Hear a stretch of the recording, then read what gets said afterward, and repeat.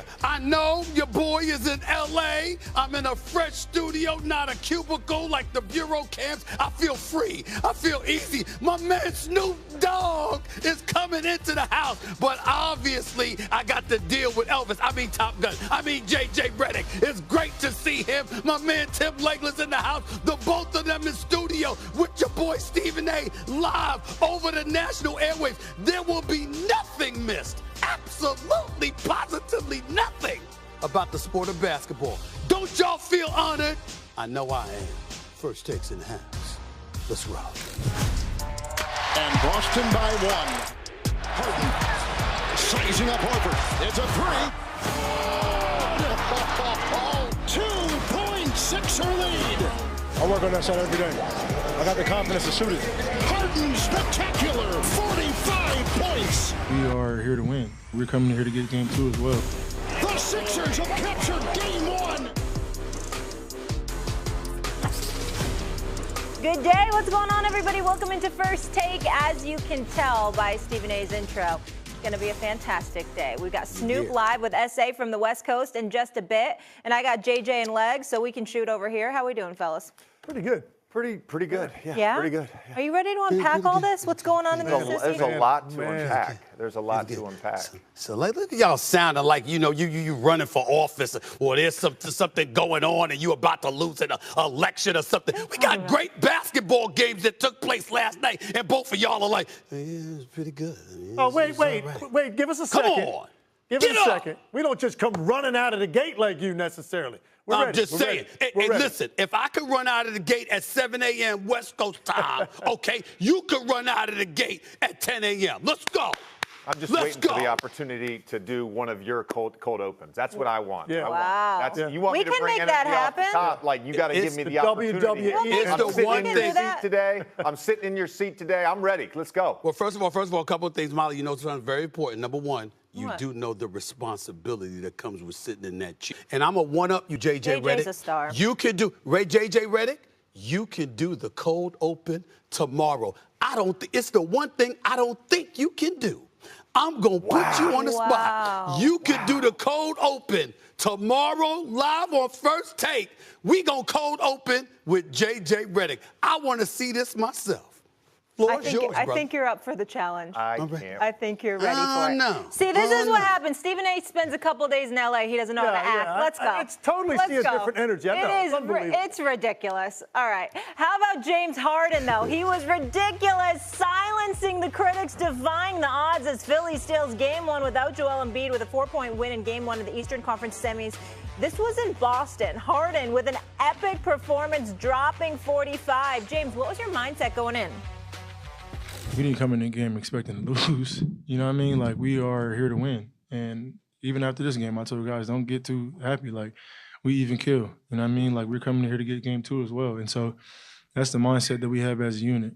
I thought that he had just the perfect mindset tonight. He really did. I'm so happy for him because it just tells you what he can do on given nights. It's amazing. The guy is a Hall of Famer. And all you hear is the other stuff about him. You really do. And he was fantastic. All right. S.A., were you more impressed by the Sixers getting it done or disappointed by the Celtics?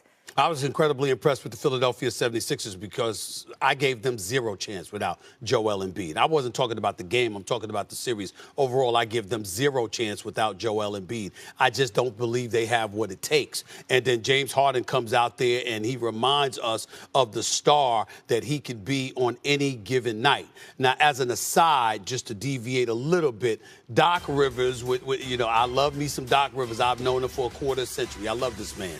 But he and I have had debates about this time and time again because he gets ultra sensitive to certain things when it comes to somebody like James Harden. He's a future Hall of Famer. You hear all the other things about him, but you don't hear this. Well, the reason why you hear the things that you've heard about James Harden is because we know he's a future Hall of Famer. So obviously when the postseason arrives, there are expectations that come with the level of greatness that you've distributed or displayed rather in front of the masses for years and years and years. Come postseason time, obviously, we've seen a little bit less from him. Last night, arguably was James Harden's greatest postseason performance. Start to finish, I thought he was absolutely spectacular. I never saw it coming, particularly against a team like the Boston Celtics, who have been struggling defensively, by the way. Offensively, they've been incredibly efficient. They've been big time. But defensively, they've had some lapses, and we've seen that last night, or we saw that last night against James Harden. Maxey showed up as well. We got to give love and respect to him. Where it's due, Tobias Harris showed up as well. They made their contributions.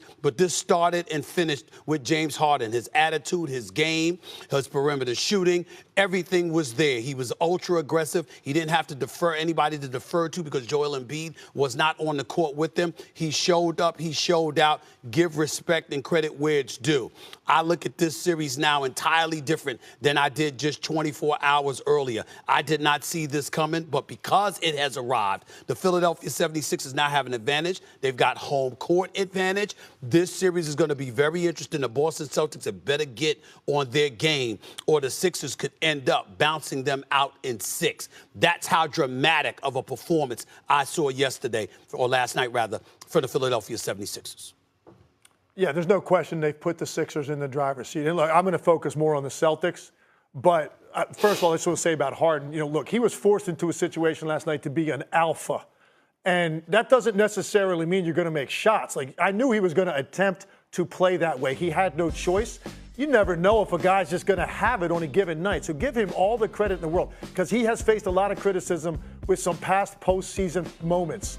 He rose to the occasion last night in a big way. There wasn't a lot of pressure on him because no one expected him to win that game.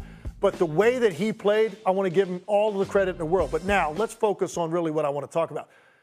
That's inexcusable to lose that game if you're the Boston Celtics. I'm sorry, it is. And I know James Harden's a great player, and James Harden had a spectacular night.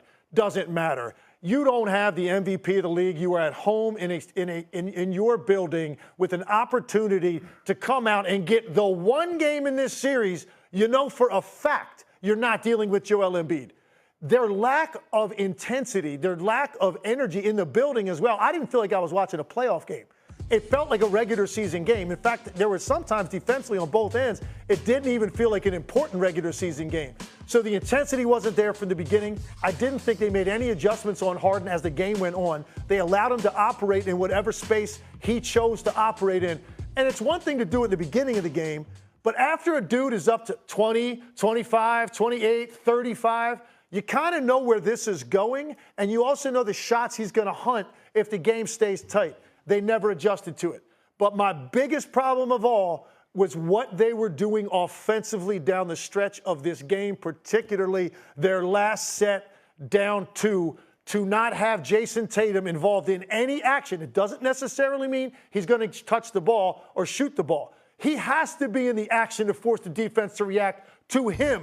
The best player on the floor, they don't do it. Now, look, maybe Marcus Smart went too quickly when he got the ball, and we don't know. There wasn't a great explanation after the game because I don't know what was coming next. If he caught the ball, turned and faced, was there weak side screening? Was there a weak side back screen?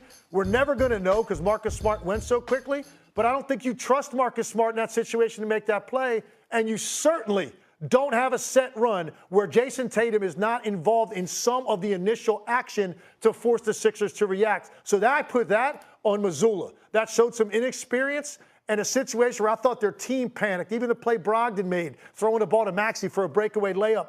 That's a panicked state of mind. I expected a lot more. Inexcusable loss. I can't think of any other word to sum it up. I'm simultaneously very impressed by the 76ers and disappointed by the Celtics. It can be both, Stephen A. First of all, Doc Rivers has had some great moments as a coach as the underdog. I'm not surprised that the 76ers came out and stole this game. They came in with a clear game plan. And that game plan was put Al Horford in ball screens. They brought him into ball screens 43 times last night. 22 of those were against James Harden. A ton of success there. On Harden, literally one of his best scoring games of his career. Think about this. He made 5 shots in the paint. He made 5 middies. He made 7 threes. Never done that before. Making 5 at all 3 levels. Never done that before. He made 13 jump shots. Never done that before in his career. So give him a lot of credit. I thought Maxey was good, especially in the fourth. Tobias Harris, DeAnthony Melton, they had some big moments. But to me, it also is about the Boston Celtics' lack of offensive execution. And this is something that has cropped up time and time again, both in the regular season and the playoffs. The late game execution. Jason Tatum, his last made field goal, 11 minutes to go in the game. Jaylen Brown, his last made field goal, 6 minutes to go. Your two best players not producing, you're not putting them in the right spaces. And then, as Leg said, to go to Marcus Smart, you have to get Tatum or Brown the ball on that possession. Go back about 20 seconds before that. This is where you can be both. You can be impressed and disappointed. The Boston Celtics had an offensive possession where the 76ers closed out 3 separate times. The shot clock's winding down, and Malcolm Brogdon throws an outlet pass, literally an outlet pass to Tyrese Maxey, who was so startled he almost didn't know what to do, and he goes down and dunks the basketball. And then on the last possession, when James Harden made that 3, it reminds me of Game 5 against Trae Young, when Trae Young hit the game winner over Jaylen Brown. The ease with which you just give up the switch and you allow James Harden to get the matchup that he wants. Why is Marcus Smart not switching? Why is Derek White not even in the basketball game? Why is he not in the basketball game? Why is he not on James Harden? Why are you allowing the one matchup that has been torched all night at the end of the game? You're going to give the 76ers that? You're not going to double team? You're not going to fight over that screen and play one-on-one with Marcus Smart? Come on. The Celtics have a runway, a clear runway.